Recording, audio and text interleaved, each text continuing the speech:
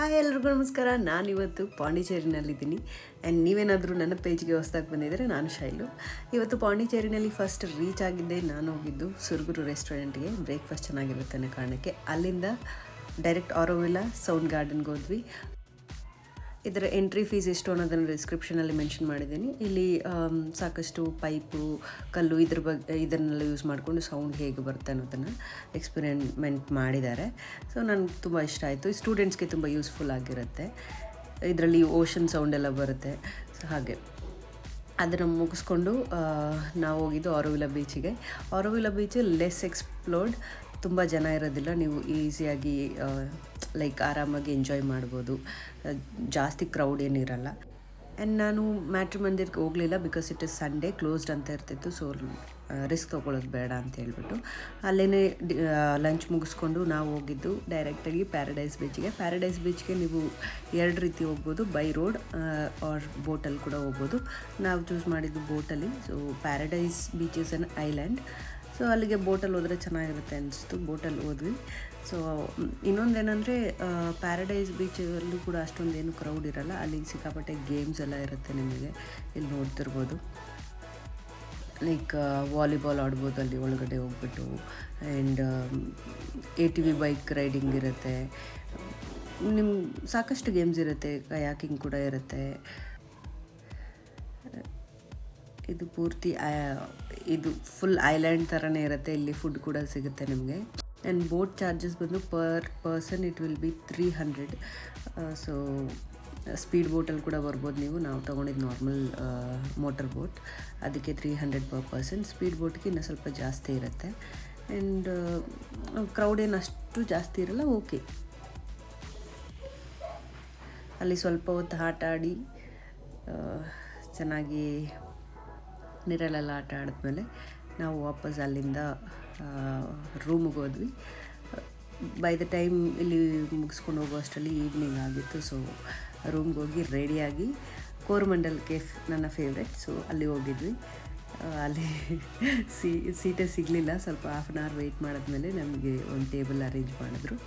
So ನನ್ನ favourite ಅಲ್ಲಿ pasta. ನೀವು ಡೆಫಿನೆಟಾಗಿ ಟ್ರೈ ಮಾಡಲೇಬೇಕು. ಆ್ಯಂಡ್ ಅಲ್ಲಿಂದ ರಾಕ್ ಬೀಚಲ್ಲಿ ಹೋಗ್ಬಿಟ್ಟು ನೈಟ್ ಆಬ್ವಿಯಸ್ಲಿ ರಾಕ್ ಬೀಚಲ್ಲಿ ಎಷ್ಟು ಚೆನ್ನಾಗಿರುತ್ತೆ ಅಂತ ನಿಮಗೆ ಗೊತ್ತು. ಫುಲ್ ಆರಾಮಾಗಿ ಕೂತ್ಕೊಂಡು ರಿಲ್ಯಾಕ್ಸ್ ಮಾಡಿಕೊಂಡು ಅಲ್ಲಿಂದ ನಾನು ಹೋಗಿದ್ದು ನನ್ನ ರೂಮಿಗೆ.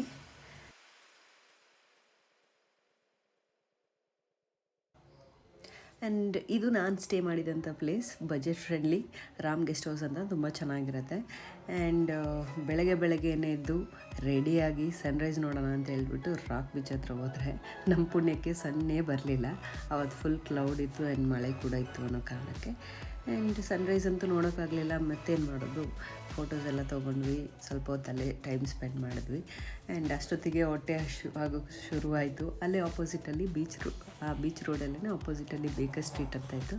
ಅಲ್ಲಿ ಹೋದ್ವಿ. ಅಲ್ಲಿ ಕಾಫಿ ಕುಡಿದು ಹಾಗೆ ಸ್ವಲ್ಪ ಬೇಕಿಂಗ್ ಐಟಮ್ಸ್ ಎಲ್ಲ ತೊಗೊಂಡು ತಿಂದ್ವಿ. ದೆನ್ ಅಲ್ಲಿಂದ ಸ್ಟ್ರೈಟಾಗಿ ನಾವು ಹೋಗಿದ್ದು ಎಲ್ಲಿಗೆ ಅಂತೀರ, ಫ್ರೆಂಚ್ ಕಾಲೋನಿಗೆ. ಆಬ್ವಿಯಸ್ಲಿ ಪಾಂಡಿಚೇರಿಗೆ ಬಂದಮೇಲೆ ಫ್ರೆಂಚ್ ಕಾಲೋನಿಗೆ ಹೋಗದೆ ಇರೋಕ್ಕಾಗುತ್ತಾ. ಅಲ್ಲಿ ಸಿಕ್ಕಾಪಟ್ಟೆ ಜನ ಫೋಟೋಸ್ ತೊಗೊಳ್ತಾನೇ ಇದ್ದರು. ಒಬ್ಬರಾದ್ಮೇಲೆ ಒಬ್ಬರು ವೆಯ್ಟ್ ಮಾಡಿ ಹೋಗಿ ಫೋಟೋಸ್ ಎಲ್ಲ ತೊಗೊಂಡ್ವಿ. ಫೈನಲಿ ಸ್ವಲ್ಪ ಫೋಟೋಸ್ ತೊಗೊಳ್ಳೋ ಥರ ಆಯಿತು ಆ ಮಳೆಯಲ್ಲೂ ಕೂಡ.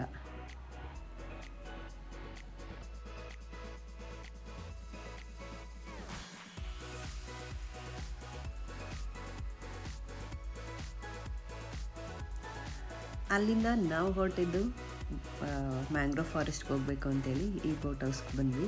ಬೋಟ್ ಹೌಸ್ಗೆ ಬಂದುಬಿಟ್ಟು ಅಲ್ಲಿಂದ ಬೋಟ್ ತೊಗೊಂಡು ಅವರು 300 ಪರ್ ಪರ್ಸನ್ ಚಾರ್ಜ್ ಮಾಡಿದ್ರು. ಅಗೇನ್ 4 ಪ್ಲೇಸಸ್ನ ಕವರ್ ಮಾಡ್ತೀವಿ ಅಂತ ಹೇಳ್ಬಿಟ್ಟು, fishing harbour and mangrove forest, ಇನ್ನೊಂದೆರಡು ಜಾಗಗಳನ್ನ ಕವರ್ ಮಾಡ್ತೀನಿ ಅಂತ ಹೇಳಿದ್ರು. ಸೊ ಆಬ್ವಿಯಸ್ಲಿ ನಮಗೂ ಟೈಮ್ ಇತ್ತು, ಹೋದ್ವಿ. ಇದು ಮ್ಯಾಂಗ್ರೋವ್ ಫಾರೆಸ್ಟ್ ಪಾಂಡಿಚೇರಿದು.